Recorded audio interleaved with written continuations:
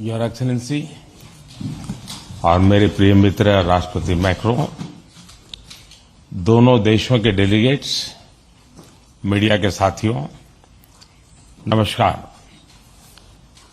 Paris जैसे खूबसूरत शहर में इस गर्मजोशी भरे स्वागत के लिए मैं राष्ट्रपति मैक्रो का आभार प्रकट करता हूं। फ्रांस के लोगों को राष्ट्रीय दिवस के लिए बहुत बहुत शुभकामनाएं भी देता हूं।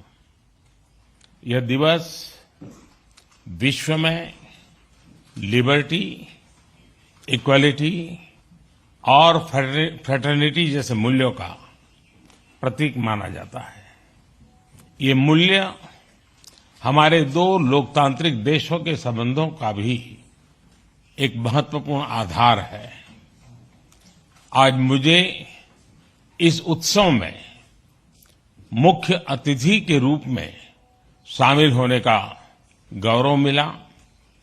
मुझे खुशी है कि इस अवसर की शोभा और गरिमा बढ़ाने के लिए भारत की तीनों सेनाओं की टुकड़ियों ने भाग लिया। भारतीय राफेल एयरक्राफ्ट का फ्लाई पास्ट भी हम सब ने देखा।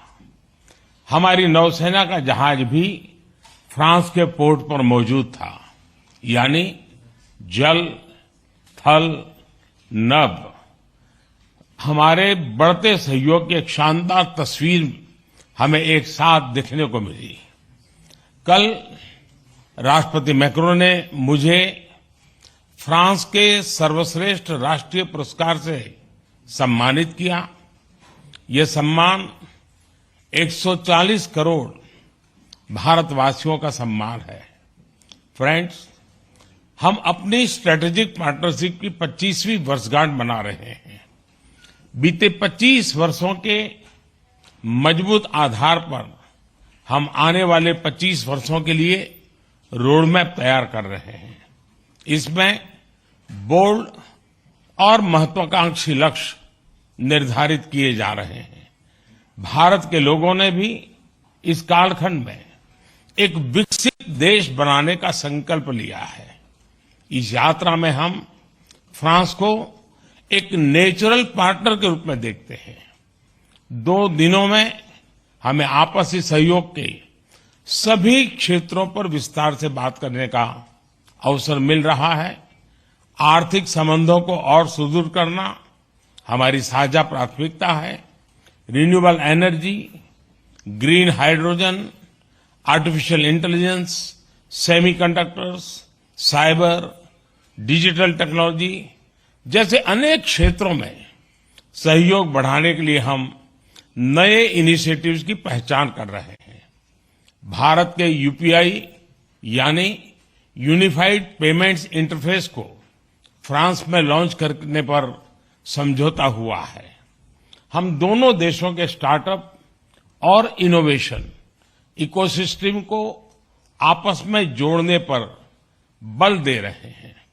समान विचारधारा वाले देशों के साथ मिलकर हमें टेक्नोलॉजी सप्लाई चेन्स के लोकतंत्रीकरण के लिए लगातार काम करना चाहिए। क्लाइमेट चेंज और पर्यावरण सुरक्षा हमारी साझा और मुख्य प्राथमिकता रही है।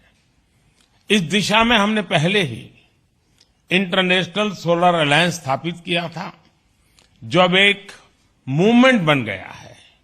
अब हम ब्लू इकोनॉमी और ओशन गवर्नेंस के रोडमैप पर तेजी से काम करना चाहते हैं। सिंगल यूज प्लास्टिक के खिलाफ हम एक साझा पहल पर आगे बढ़ेंगे। इंडियन ऑयल और फ्रांस की टोटल कंपनी में एलएनजी के निर्यात के लिए जो लॉन्ग टर्म एग्रीमेंट हुआ है, मैं उसका स्वागत है। इससे हमारे क्लीन एनर्जी ट्रांजिशन के लक्ष्यों को बल मिलेगा। अब से कुछ देर बाद हम भारत फ्रांस सीईओज फोरम में भी हिस्सा लेने वाले हैं। दोनों देशों के बिजनेस प्रतिनिधियों के साथ आर्थिक सहयोग मजबूत करने पर विस्तार से चर्चा होगी। फ्रेंड्स, रक्षा सहयोग हमारे संबंधों का एक मूलभूत स्तंभ रहा है। यह दोनों देशों के बीच गहरे आपसी विश्वास का प्रतीक है। मेक इन इंडिया और आत्मनिर्भर भारत, इसमें फ्रांस एक अहम पार्टनर है। आज हम रक्षा के क्षेत्र में भारत में नई टेक्नोलॉजी के को प्रोडक्शन और को डेवलपमेंट पर बात करेंगे। सबमरीन हो या फिर नौसेना के जहाज, हम चाहते हैं कि मिलकर केवल अपनी ही नहीं, तीसरे मित्र देशों की जरूरतों को भी पूरा करने के लिए हम काम करें। हमारी डिफेंस स्पेस एजेंसीज के बीच सहयोग बढ़ाने की संभावनाएं हैं। फ्रांस की कंपनियों द्वारा MRO facilities, spare parts, helicopter के लिए इंजन का प्रोडक्शन भी भारत में किए जाने पर हम आगे बढ़ रहे हैं। हम इसमें हमारे सहयोग को और सशक्त करने पर बल देंगे। सिविल न्यूक्लियर क्षेत्र में सहयोग को आगे बढ़ाते हुए हम small and advance modular reactors में सहयोग की संभावना पर चर्चा करेंगे। आज भारत में चंद्रयान के सफल लॉन्च पर पूरा भारत उत्साहित है। यह हमारे वैज्ञानिकों की बहुत बड़ी उपलब्धि है। अंतरिक्ष के क्षेत्र में भारत और फ्रांस का पुराना और गहरा सहयोग है। हमारी स्पेस एजेंसीज के बीच नए समझौते हुए हैं। इसमें सैटेलाइट लॉन्च सर्विसेज, समुद्र और धरती के तापमान और वातावरण को मॉनिटर करने के लिए तृष्णा सैटेलाइट बनाने का काम शामिल है।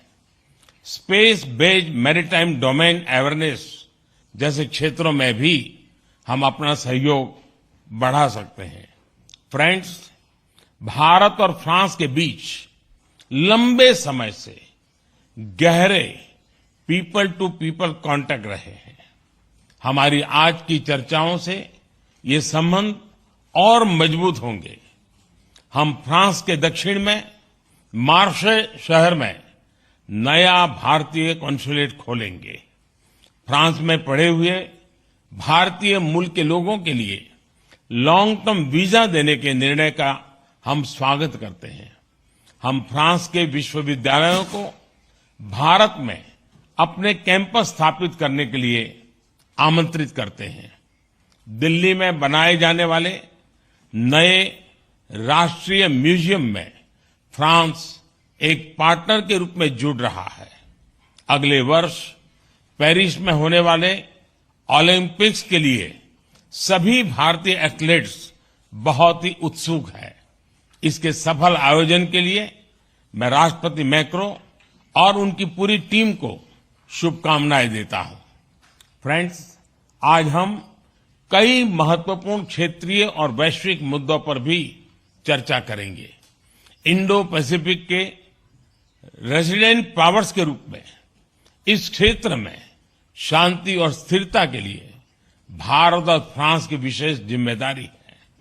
हमारे सहयोग को एक रचनात्मक स्वरूप देने के लिए हम इंडो पैसिफिक कोऑपरेशन रोडमैप पर काम कर रहे हैं।